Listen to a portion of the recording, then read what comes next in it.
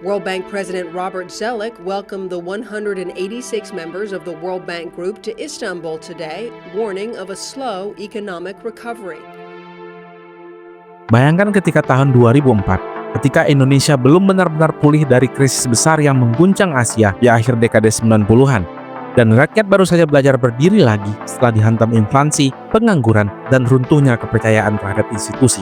Dan 2008, krisis keuangan global meledak dari Wall Street yang menjalar ke seluruh penjuru dunia. Tapi ekonomi Indonesia justru tetap tumbuh. Di bawah arahan SBY, stimulus fiskal yang langsung menyasar sektor produktif, program bantuan tunai untuk menjaga konsumsi masyarakat kecil, dan upaya menahan daya beli agar tidak rontok di tengah tekanan global. Era SBY bukan tanpa celah, tapi kalau ada satu hal yang sulit dibantah, itu adalah kemampuannya menjaga keseimbangan antara pertumbuhan dan stabilitas, antara kepentingan luar negeri dan kebutuhan dalam negeri, antara modernisasi ekonomi dan juga keberpihakan sosial. Dan dalam video kali ini, mari kita memahami kisah tentang pilihan-pilihan tenang di tengah kekacauan yang menghasilkan kestabilan nyata dari warisan SBY yang sering terlupakan. We will deal with future carbon crisis in different forms, but perhaps with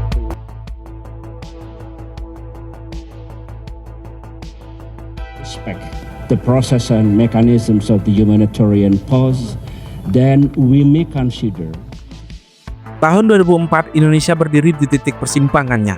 Reformasi memang sudah berjalan lebih dari 5 tahun, tapi luka masa lalu belum sepenuhnya sembuh. Ekonomi memang mulai pulih sejak krisis 1998, namun banyak rakyat masih hidup dalam ketidakpastian.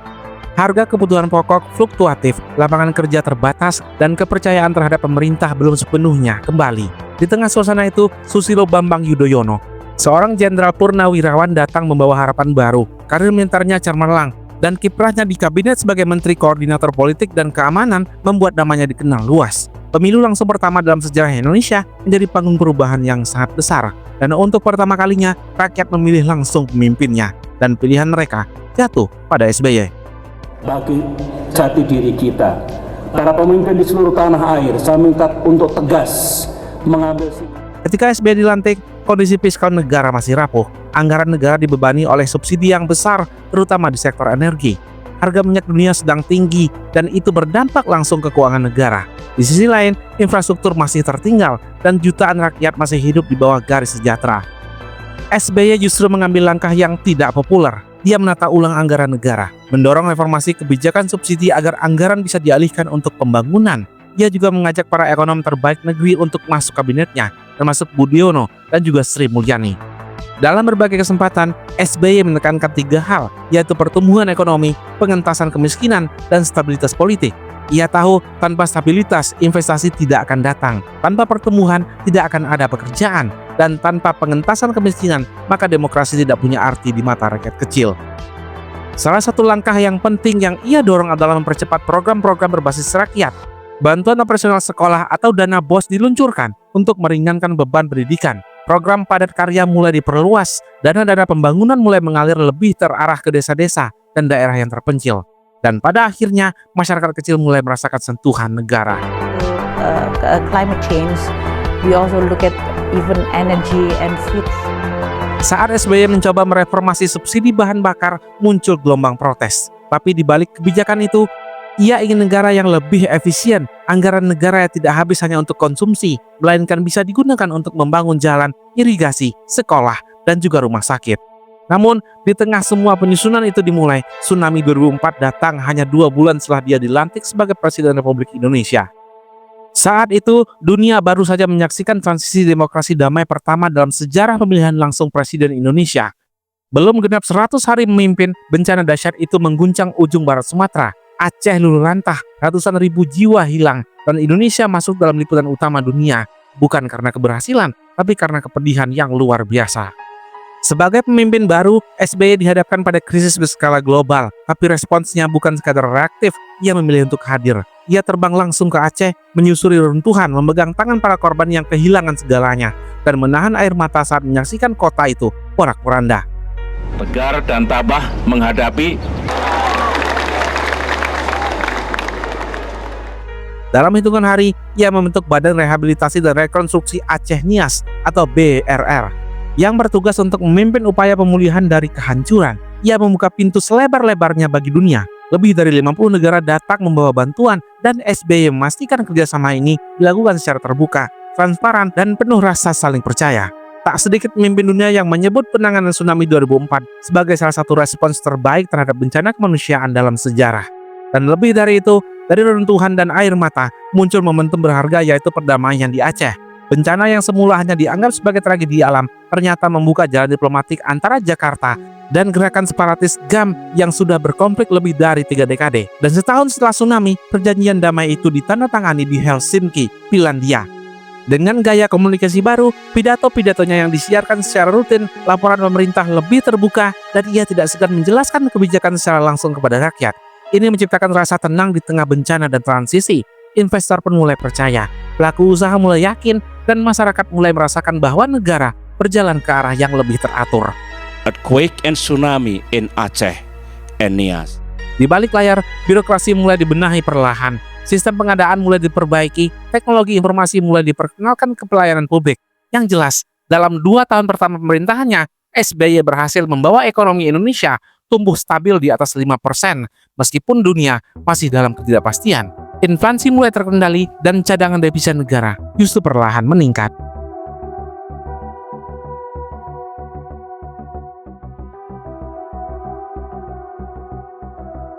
Negosiator. Dengan demikian, apapun tidak boleh gagal di Copenhagen.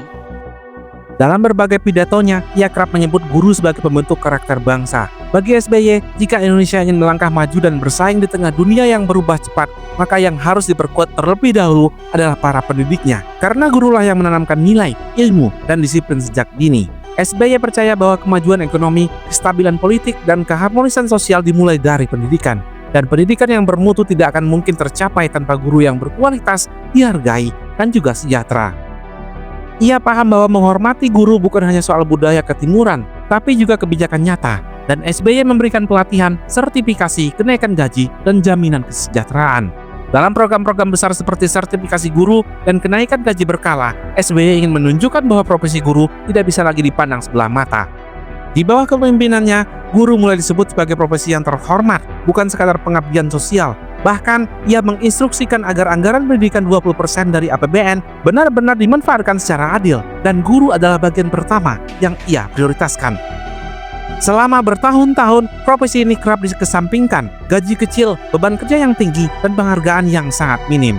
Di banyak pelosok, guru harus merangkap jadi penjaga sekolah, tukang cat, bahkan terkadang menjadi relawan tanpa bayaran. Di titik itulah saat SBY mulai memimpin, arah angin untuk dunia pendidikan mulai berubah. SBY tak datang membawa keajaiban, tapi ia datang dengan niat yang jelas, yaitu memperbaiki harkat pendidikan, dan itu berarti harus dimulai dari para gurunya. Salah satu keputusan penting di era SBY adalah menggulirkan program sertifikasi guru, sebuah langkah revolusioner yang sebelumnya nyaris tidak tersentuh. Program ini adalah pengakuan terhadap guru sebagai profesi yang profesional, bukan sekadar pengabdian semata. Dengan sertifikasi, guru-guru di Indonesia mulai dinilai berdasarkan kompetensi. Mereka didorong untuk terus belajar, mengikuti pelatihan, dan menyusun portofolio. Timbal baliknya jelas, tunjangan profesional yang nilainya setara 1 kali gaji pokok. Bagi banyak guru, ini adalah momen yang mengubah hidup mereka. Guru yang semula harus bekerja sampingan sebagai petani atau penjual kelontong, mulai bisa fokus penuh di ruang kelas. Mereka punya semangat baru karena kerja keras mereka mulai dihargai negara secara nyata. Dan yang paling penting, murid pun bisa merasakan energi baru dari guru-guru mereka yang kini mengajar bukan karena terpaksa, tapi karena dihargai. Tak berhenti di sertifikasi, SBY juga melakukan kenaikan gaji secara signifikan bagi guru, termasuk guru-guru PNS dan juga perlahan menyentuh guru honorer. Pada 2004, gaji guru PNS berada pada kisaran 1 hingga 1,5 juta rupiah. Hanya dalam waktu 5 tahun, nilai itu melonjak 2 kali lipatnya. Ditambah dengan tunjangan sertifikasi, total pendapatan guru menjadi lebih layak. Kebijakan ini menjadi titik balik. Guru tidak lagi dipandang sebelah mata. Mereka mulai mampu membeli rumah, menyekolahkan anak-anak mereka ke jenjang yang lebih tinggi. Bahkan beberapa akhirnya bisa melanjutkan studi pasca sarjana, yaitu hal yang sebelumnya hanya mimpi bagi mereka. Perubahan ini juga berdampak psikologis. Rasa percaya diri guru meningkat. Mereka tak lagi merasa sebagai korban sistem, melainkan bagian penting dari pembangunan bangsa. Kata pengabdian tetap penting, tapi kini tak lagi menjadi alasan untuk membenarkan keterbatasan yang selama ini diterima. Era SBY juga menandai awal perhatian terhadap guru-guru honorer yang sebelumnya nyaris tak tersentuh. Lewat kebijakan seleksi CPNS dan program pengangkatan, banyak guru honorer yang akhirnya bisa mengakses jalur menuju status PNS. Memang belum semuanya terselesaikan, tapi pintu sudah dibuka. Selain itu, lewat dana BOS yang juga digulirkan secara nasional, kepala sekolah diberi ruang untuk memberikan insentif tambahan pada guru honorer. Dengan skema ini, banyak sekolah di pelosok mulai bisa menggaji guru walaupun tidak besar, tapi cukup untuk menopang hidup harian mereka. Program ini adalah bentuk perhatian terhadap guru dan tidak hanya berputar di kota-kota besar saja, tapi menyentuh juga ruang kelas di pedalaman, di mana listrik pun kadang masih terbatas. Hal ini membuktikan bahwa semangat SBY sangat jelas, yaitu pemerataan pendidikan tidak akan pernah terjadi jika gurunya tidak diberdayakan.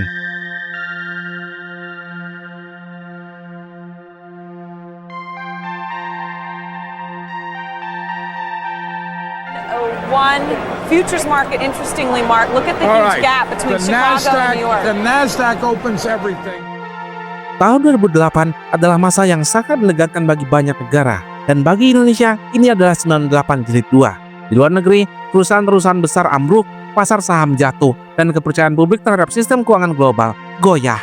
Negara-negara maju seperti Amerika Serikat dan Eropa sibuk menyelamatkan perbankan dan industri, dan dunia sedang berada di ambang resesi global. Tapi di tengah badai itu, Indonesia justru menunjukkan sesuatu yang sangat mengejutkan.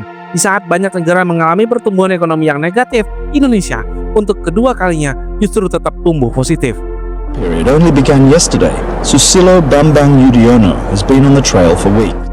Sebagai presiden, SBY tahu bahwa membiarkan ekonomi bergerak tanpa arah saat krisis justru akan menambah masalah. Sejak awal, dia mengumpulkan tim ekonom terbaiknya di meja kerja presiden. Laporan demi laporan dibuka, data makroekonomi diperiksa dengan ketat, dan keputusan harus diambil cepat, tapi tidak boleh sembrono. Langkah pertama yang diambil SBY adalah memastikan bahwa daya beli masyarakat tidak jatuh. Jika rakyat kecil berhenti belanja, maka roda ekonomi akan berhenti. Maka lahirlah program stimulus fiskal yang fokus pada belanja infrastruktur, bantuan sosial, dan insentif bagi sektor-sektor padat karya. Uang negara tidak disimpan, tapi digelontorkan ke proyek-proyek yang cepat menciptakan pekerjaan. Program bantuan langsung tunai atau BLT juga dijalankan untuk membantu masyarakat miskin bertahan. Bukan sekadar bagi-bagi dana, tapi strategi terukur agar konsumsi rumah tangga tetap stabil. Pemerintah sadar bahwa ketika orang punya uang untuk belanja, maka perdagangan pasar tetap berjualan, pabrik tetap beroperasi, dan petani tetap menanam. Di sektor moneter, Bank Indonesia yang dipimpin oleh Budiono menjaga kestabilan nilai tukar rupiah. Ketika arus modal keluar dari banyak negara berkembang, Indonesia berhasil menahan tekanan itu. Cadangan devisa tetap dijaga dan suku bunga diatur agar tidak menyulitkan dunia usaha, dan tidak ada drama besar di pasar uang, sebuah hal yang langka di masa yang krisis. This is the first time Wharton's Alumni Forum is. Yang menariknya, semua langkah itu dilakukan tanpa banyak kegaduhan. Tidak ada pengumuman besar yang bombastis, tidak ada retorika yang memecah belah. Hasilnya mulai terlihat. Meskipun krisis global mengguncang hampir semua negara, ekonomi Indonesia tetap tumbuh sekitar 4,6%. Sebuah angka yang bagi banyak negara waktu itu terasa seperti keajaiban. Tidak ada resesi, tidak ada lonjakan pengangguran besar-besaran, industri tetap berjalan. Bahkan Indonesia justru mulai dilirik sebagai negara dengan ketahanan ekonomi yang kuat. Media internasional pun mulai memberikan perhatian. Di saat negara lain sibuk dengan bailout, Indonesia lebih tampil dengan kebijakan fiskal yang disiplin, stimulus yang tepat sasaran, dan kepemimpinan yang tidak reaktif. Nama SBY mulai disebut-sebut dalam forum-forum internasional sebagai pemimpin yang berhasil membawa negaranya keluar dari krisis global dengan cara yang stabil dan juga bermartabat. Penuh dengan tantangan. Tentu saja tidak semuanya berjalan mulus. Ada kritik terhadap efektivitas BLT, ada tantangan dalam distribusi, dan ada tekanan dari oposisi. Tapi SBY tetap pada jalurnya. Dia tidak terpancing oleh tekanan politik itu.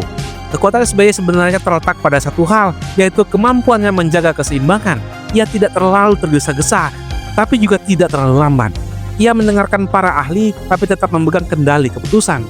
Ia tidak mencari popularitas instan, tapi memastikan bahwa fondasi negara tidak retak.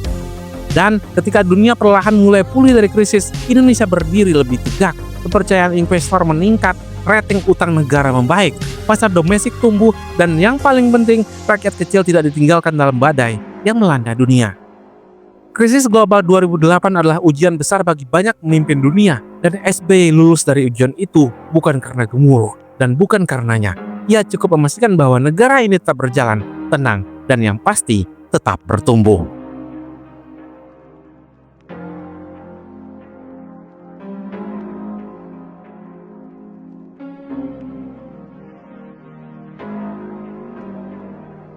Di balik semua strategi ekonomi besar yang dijalankannya, SBY sadar bahwa kesejahteraan harus menyentuh akar rumput. Ia merumuskan pendekatan yang dikenal luas dengan Pro-Poor, Pro-Grow, dan Pro-Job, sebuah kerangka kerja yang sederhana. Pro-Poor sebagai kebijakan harus berpihak pada masyarakat berpenghasilan rendah. Pro-Grow berarti ekonomi harus tumbuh secara berkelanjutan, dan Pro-Job berarti setiap kebijakan harus mampu membuka lapangan pekerjaan. SBY membentuk program-program konkret yang bisa diukur dampaknya, dan disinilah arah pembangunan era SBY menjadi lebih jelas, yaitu menyatukan pembangunan ekonomi dan pemerataan kesejahteraan. Salah satu program andalan yang lahir di era SBY adalah Program Nasional Pemberdayaan Masyarakat Mandiri. Program ini menyasar langsung ke desa-desa dan wilayah terpencil. Pemerintah memberikan dana langsung ke masyarakat, lalu mereka diberi kewenangan untuk merencanakan, melaksanakan, dan mengawasi sendiri proyek pembangunan di wilayahnya.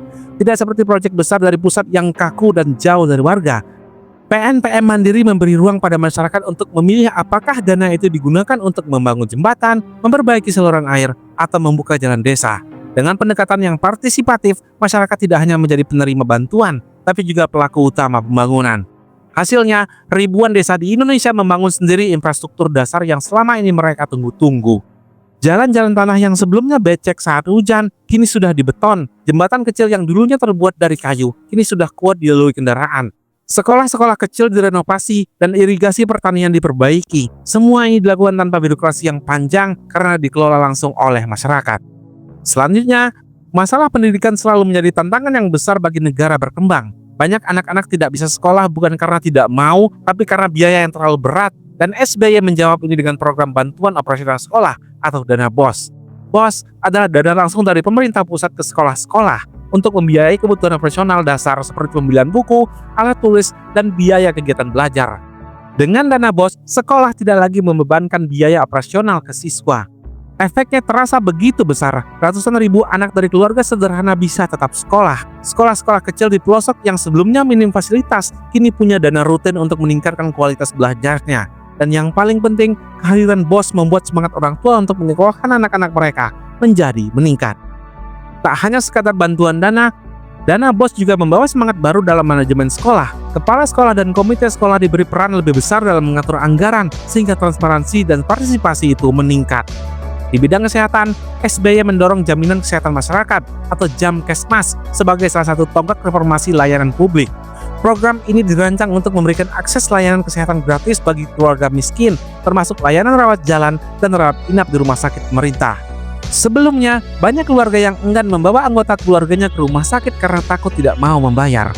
Tapi, karena kartu Jamkesmas, mereka bisa mendapatkan perawatan tanpa khawatir soal biaya.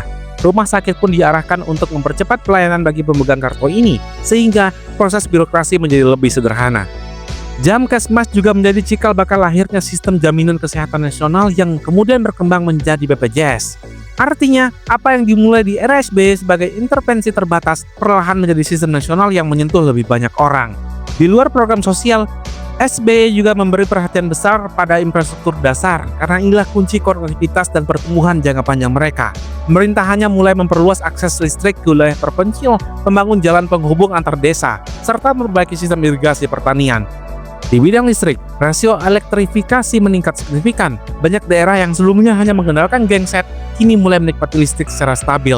Pemerintah mendorong investasi di sektor energi, termasuk pembangkit-pembangkit skala menengah untuk memenuhi kebutuhan lokal.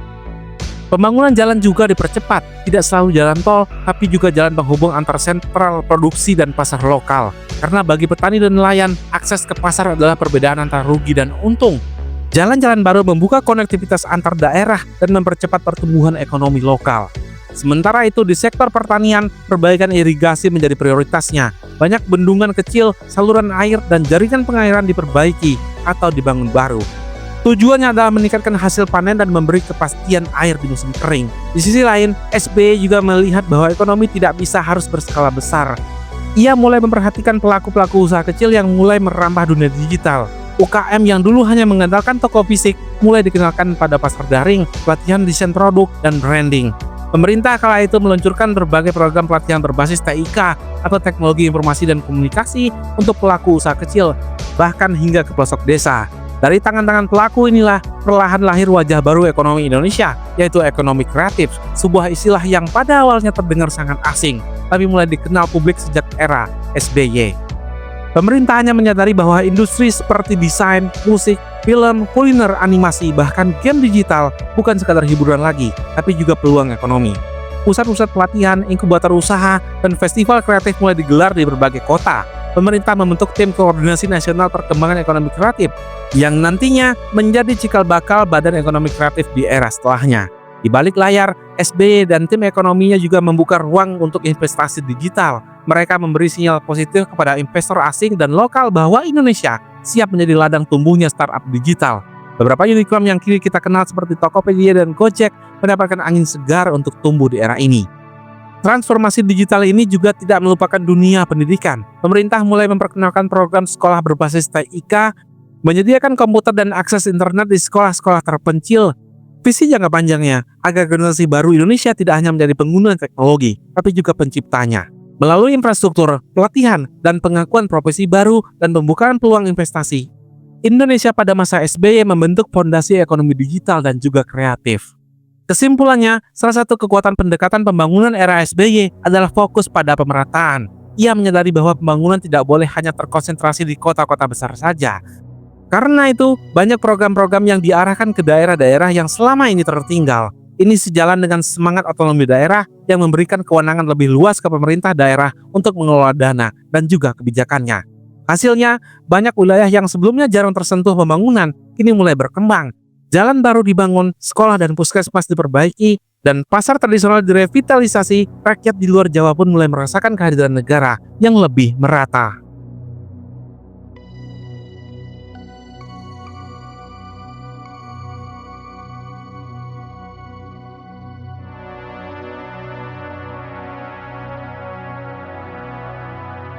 Di era sebelumnya, Indonesia dikenal sebagai negara yang baru pulih dari krisis dan sedang berbenah. Tapi di bawah kepemimpinan SBY, perlahan citra itu berubah. Indonesia tampil sebagai negara berpenduduk besar, ekonomi yang kuat, politik yang stabil, dan punya arah yang jelas. Dan dunia mulai memperhitungkan Indonesia. Hope and wish was that I was going to be seeing him in Jakarta. Langkah awal dimulai dari panggung-panggung diplomasi internasional. Di masa SBY, Indonesia aktif tampil dalam forum-forum besar dunia seperti G20, APEC, ASEAN, dan berbagai dialog ekonomi kawasan. Saat krisis global melanda pada 2008, G20 muncul sebagai forum utama koordinasi ekonomi dunia. Indonesia melalui SBY menjadi satu-satunya wakil dari Asia Tenggara yang duduk sejajar dengan negara-negara dengan ekonomi yang terbesar. SBY menempatkan Indonesia sebagai negara demokrasi besar di Asia yang mampu menjaga stabilitas sambil tetap tumbuh. Di G20, suara Indonesia seringkali menjadi jembatan antara negara berkembang dan negara maju. Peran yang jarang bisa dimainkan oleh negara lain di kawasan ini. If the avian flu virus find a way to mutate. Begitu juga di forum APEC. Di sana, SBY mendorong perdagangan terbuka yang adil, mendorong konektivitas antar negara, dan memperjuangkan sistem ekonomi yang inklusif. Di dalam negeri, pertumbuhan ekonomi dijaga dengan hati-hati. Tapi di luar negeri, SBY tahu bahwa kepercayaan adalah mata uang utama.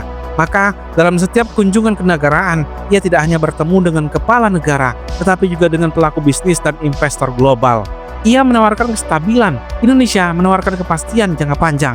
Iklim investasi mulai dibuka secara bertahap, reformasi perizinan dimulai, dan kebijakan fiskal dijaga agar tidak berubah-ubah. Semua itu ditujukan agar dunia usaha bisa melihat Indonesia sebagai tempat yang aman untuk berinvestasi. Investor tidak hanya melihat pasar dalam negeri yang besar, tapi juga kebijakan ekonomi yang makin transparan. Di bawah SBY, Indonesia mulai memperkuat institusi-institusi penting mulai dari otoritas fiskal, moneter, hingga sistem pengawasannya. Salah satu keberhasilan besar di masa ini adalah kenaikan peringkat utang Indonesia oleh lembaga pemeringkat internasional. Ini artinya dunia keuangan mulai melihat Indonesia sebagai negara yang kredibel dan layak dipercaya untuk kerjasama jangka panjang. Di tengah perubahan yang sangat besar itu, Indonesia pelan-pelan tapi pasti mulai dipandang sebagai rising power, kekuatan baru di Asia Tenggara yang punya pengaruh regional dan juga global. Dengan populasi lebih dari 200 juta jiwa, demokrasi yang aktif, dan ekonomi yang tumbuh stabil, Indonesia menjadi contoh negara yang bisa maju tanpa meninggalkan prinsip keterbukaannya. SBY memainkan peran itu dengan pendekatan yang unik. Di ASEAN, Indonesia mengambil posisi pemimpin moral yang mendorong kerjasama politik, ekonomi, dan keamanan. Di forum internasional, Indonesia tampil sebagai negara berkembang yang bersuara rasional dan penuh dengan perhitungan. Banyak negara mulai membuka kerjasama lebih luas, dari investasi energi hingga teknologi. Negara-negara Asia Timur, Eropa, hingga Timur Tengah melihat Indonesia sebagai mitra yang berpotensi besar karena memiliki pasar domestik yang kuat, kebijakan yang terukur, dan kepemimpinan yang tidak reaktif. Bukan hanya itu, citra Indonesia sebagai negara demokrasi muslim terbesar di dunia juga memberi nilai tambahnya tersendiri. Dalam berbagai forum global, SBY sering mengangkat pentingnya toleransi dan kemitraan global yang setara. Selama 10 tahun, diplomasi ekonomi Indonesia mengalami transformasi yang besar. Indonesia mendapatkan kepercayaan baru dari dunia internasional. Negara ini tidak lagi dilihat sebagai pasar besar tapi berisiko, melainkan sebagai negara berkembang yang tangguh, terbuka, dan layak dijadikan mitra jangka panjang.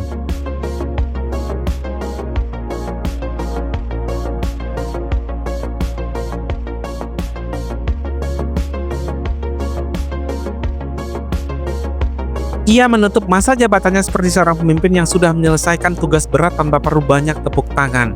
Ketika SBY turun dari kursi presiden pada 2014, Indonesia tak sedang dalam kekacauan. Ekonominya tetap tumbuh, konflik politik tidak meledak, dan stabilitas terasa sebagai sesuatu yang wajar. Namun, disitulah letak keistimewaannya karena stabilitas yang dirasakan itu tidak datang dengan sendirinya. Meski demikian, tidak berarti masa pemerintahnya tanpa celah. Banyak kalangan yang menyoroti lambannya reformasi birokrasi, mesin pemerintahan yang seringkali terlihat seperti kapal tua bergerak, tapi berat dan lamban. Beberapa keputusan penting terasa tertunda, dan reformasi hukum yang diharapkan banyak pihak tidak bergerak secepat harapan. Isu integritas juga menjadi sorotan. Beberapa tokoh di sekelilingnya tersandung kasus hukum, menciptakan kesan bahwa ia terlalu lunak pada lingkungan dalam. Kritik itu datang silih berganti, bahkan hingga menjelang akhir masa jabatannya. Tapi, SBY sendiri dengan gaya komunikasinya yang kalem lebih memilih menjawab dengan kerja dan hasil. Dan hasil itu bagi banyak ekonom bukan hal yang sepele. Ia bukan pemimpin yang revolusioner. Ia juga bukan tokoh populis dengan janji-janji yang spektakuler. Tapi justru karena itulah era SBY dikenal sebagai masa Golden Middle Path, yaitu sebuah jalur tengah yang menyeimbangkan pertumbuhan ekonomi dengan stabilitas politik, pembangunan dengan kehati-hatian, dan diplomasi dengan moderasi. Citra Indonesia di dunia internasional pun berubah dari negara yang dulu kerap dipandang sebagai kawasan rawan gejolak menjadi negara yang duduk sejajar di forum G20, dari negara yang pasif menjadi pemain aktif dalam kerjasama ekonomi kawasan. Jika dibandingkan dengan masa sebelumnya yang dipenuhi transisi politik dan pemulihan pasca krisis, era SBY terasa lebih tenang.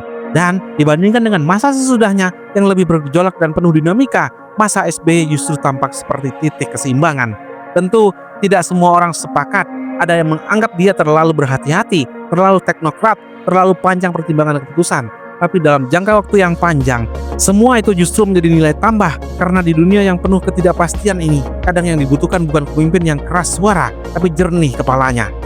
Pada akhirnya, warisan SBY bukan sekadar program saja, bukan sekadar angka pertumbuhan saja, tapi iklim yang stabil, yang memberi ruang bagi Indonesia untuk tumbuh pelan-pelan tapi pasti. Dan meskipun ia tak lagi berada di panggung utama, jejaknya tetap terasa. SBY memang tak banyak bicara saat pamit dari istana. Tapi kalau Indonesia hari ini bisa berdiri lebih tegak di hadapan dunia, bisa jadi itu karena dulu ada seorang jenderal yang memilih memimpin dengan kepala dingin dan hati yang tenang. Diri di sini tahun 2005, penuh semangat dan tekad untuk berbuat yang terbaik dan memberikan segalanya kepada bangsa dan negara. Dalam 10 tahun terakhir, saya telah mencoba mendedikasikan seluruh jiwa dan raga untuk Indonesia. Terlepas dari berbagai cobaan, krisis, dan